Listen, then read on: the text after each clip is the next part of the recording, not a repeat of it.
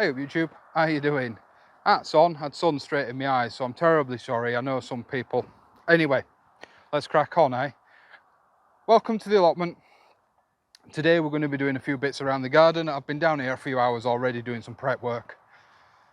But today the main focus is going to be, we're going to be getting the Winter Collies out. And getting a cloche over them and making a cloche over them out of scaffold netting and blue piping. A lot of people have been asking how that's done, so we're going to be doing that today. So I'll see you in a sec.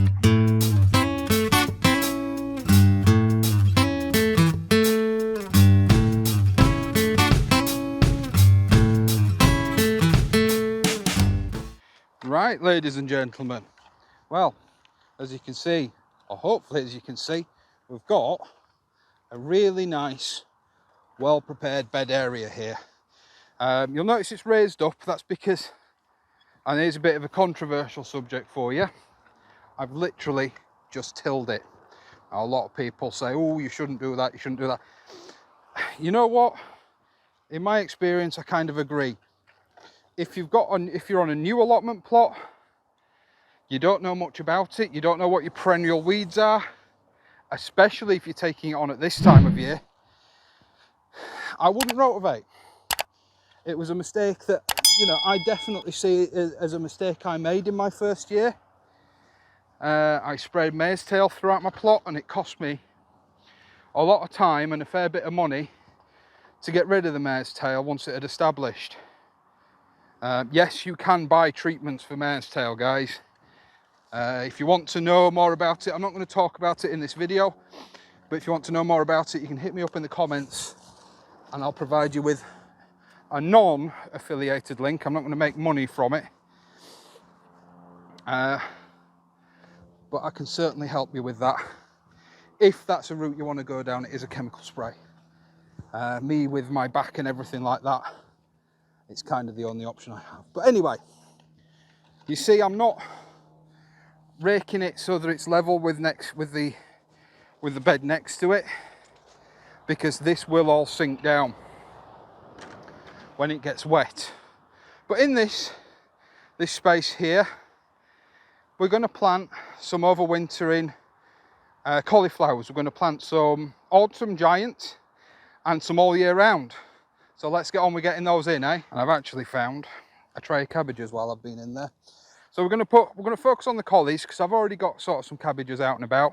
I do have to be mindful that my chickens are out today, and if they get wind of this stuff, it'll be gone. But we will be cloching it, similar to the one that the red cabbage is under, once these are planted. I'm just going to mark, I hate doing this because this was hard work, but I'm just going to mark where I'm going to divide the two spaces. It's going to end up being a path anyway. So hey guys, just like to take this opportunity just to say, if you are enjoying this video and you like the content and my style of content, please do press that like button, and please do press that subscribe button if it's red. Let's get back to the gardening. Now, my main focus for this bed, for this space as it is collies. I've got some autumn giant and some all year round. They're a little bit dry, so the important thing to remember, especially as this is freshly tilled soil, is to firm them in. Get away, you. Is to firm them in well. Brassicas like it firm around the roots. I'm going to do a zigzag pattern. Reason being is I want to get a lot of collies into quite a little bit of space.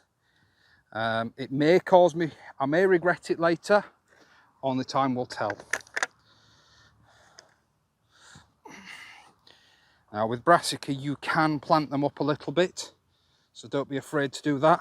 Just be sure that when you're firming, you're not breaking the stem, because obviously that will spell curtains for the plant. I'm going for a zigzag pattern of around about 2 foot between plants on the same line. and 1 foot on the diagonal. That should give them plenty of space.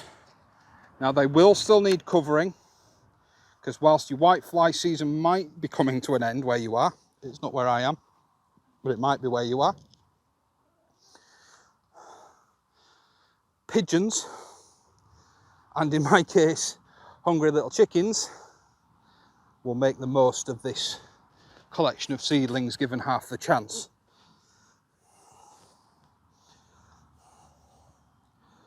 So they will need protection. I will be doing that by means of a hoop house, or a hooped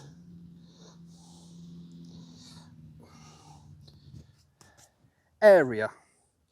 By that I mean I will be using some scaffold netting or debris netting,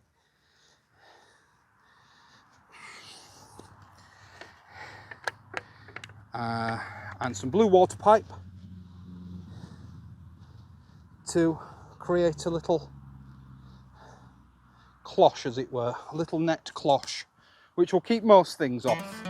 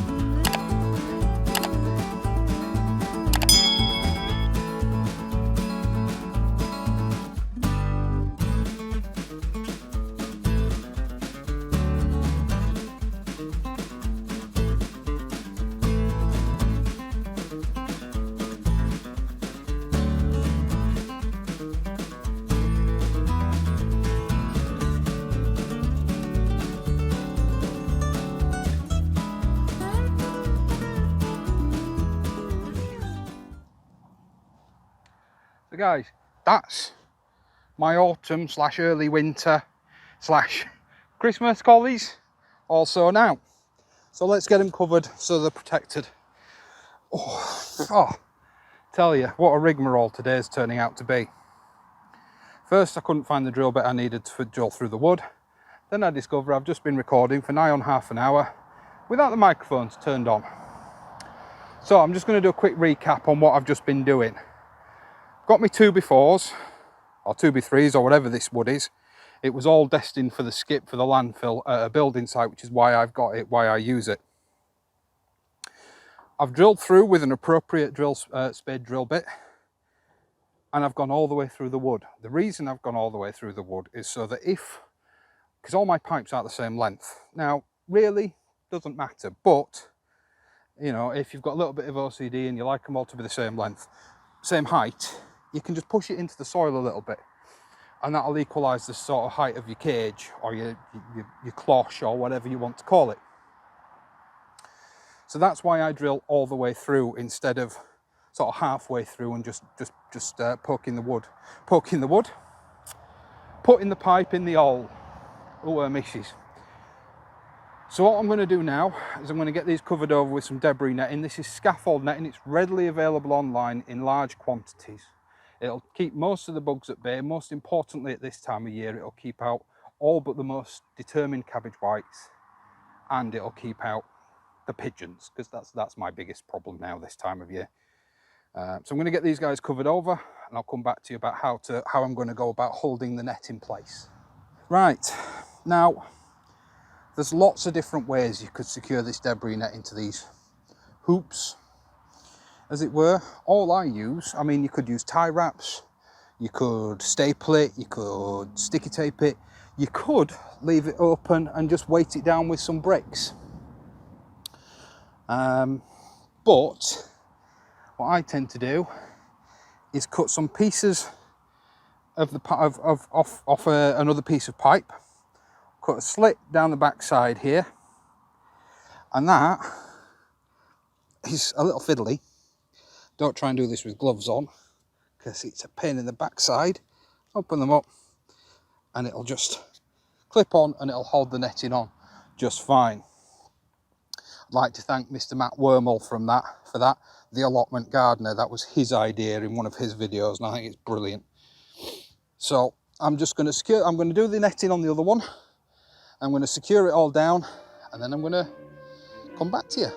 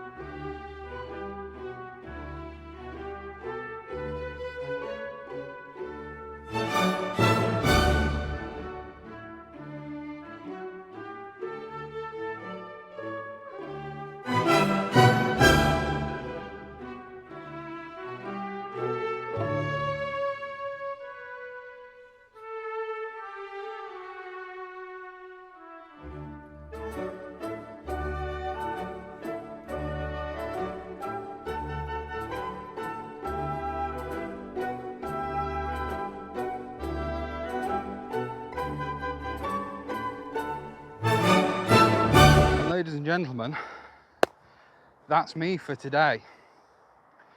So that's 2 new beds introduced, hooped and protected from the pests, primarily pigeons. But like I said, this debris netting will keep out most things. Tend to find it lets whitefly through. It does keep my whitefly numbers down, but it does still get through. But that's nothing a bit of soapy water or neem oil or something to that effect can't keep on top of. So that is 3 new cloches made with some overwintering veg in it. Hope you've enjoyed today's video. If you have, be sure to press that like button. It really does help the channel out. Also, press that subscribe button.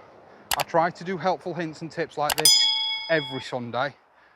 Not always the case, but I try to. Don't forget to go back over and have a look at the horrendous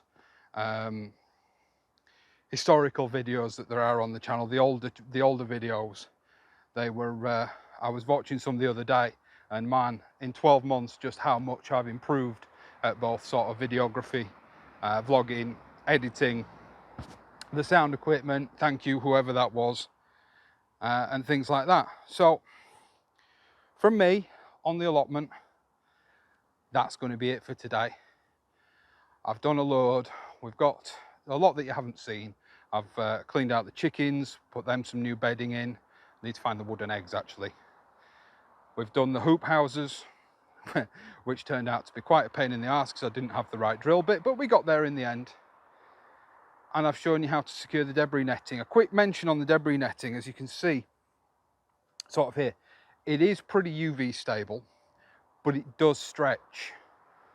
So if it doesn't quite, or if it's really taut towards the bottom of your hoops, give it a few days, especially if it's warm, and it will stretch out. At least that's my experience with this debris netting. If you want a link, by the way, to where I get my debris netting, I'll try and remember to put it in the description below. If I haven't, please do remind me. But you see, guys, the sun is setting. It's been a beautiful September day down on the allotment site today, and I've got a lot done. I am exhausted. I'm going home for a brew, and I think I'm having pie mash and peas tonight. Get in.